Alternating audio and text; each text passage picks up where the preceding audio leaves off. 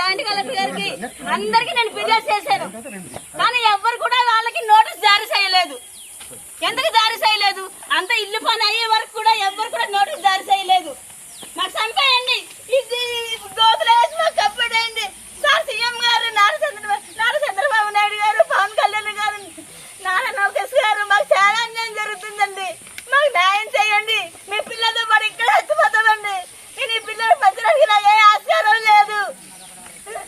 నాకు పెద్ద డబ్బులే ఆస్కారం ఉండి నేను పెన్షన్ డబ్బులు తోటి నేను బతుకుతున్నాను సార్. ఈ 2 రోజులు తిరగడానికి నా పెన్షన్ డబ్బులు కూడా అయిపోయాయి సార్. మా భూమిని కబ్జా చేసి గ్రామకట్టం భూమి ఎవరికో పట్టా చేసి ఇచ్చేసారు.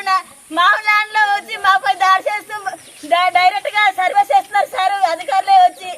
దీనిపైన మీరు తీవ్రంగా ఖండించాలి సార్. మాకు ధైర్యం చాలలేదు సార్. మేమే ఉన్నాం సార్. 5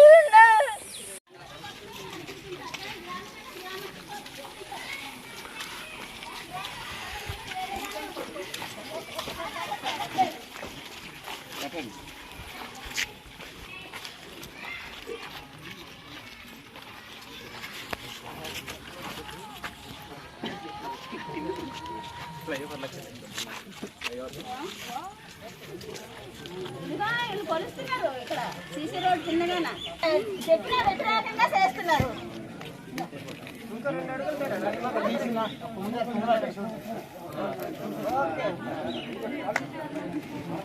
చాలా ఇదిగా చేస్తున్నారు సార్. ఎంఆర్ఓ గారు మీ దౌర్జన్యం చాలా ఇదిగా ఉంది సార్.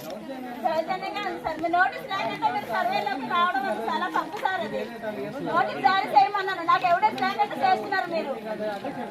ఎవిడెన్స్ లేకుండా చేస్తున్నారు సార్. మీరు చాలా తప్పుగా చేస్తున్నారు.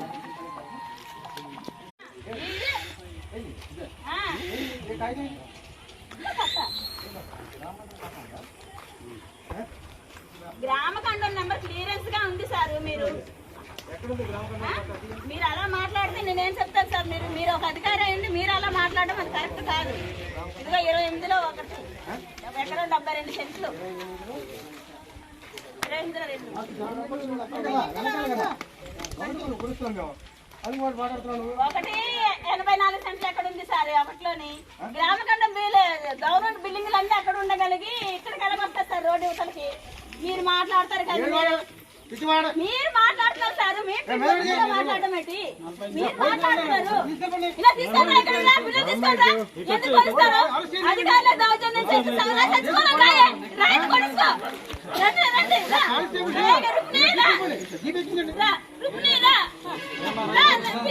పిల్లలు చంపేయండి సార్.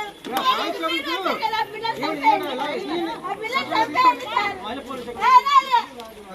పిల్లలు చంపేయండి సార్. ఈ నోర్లని పిల్లలు సార్.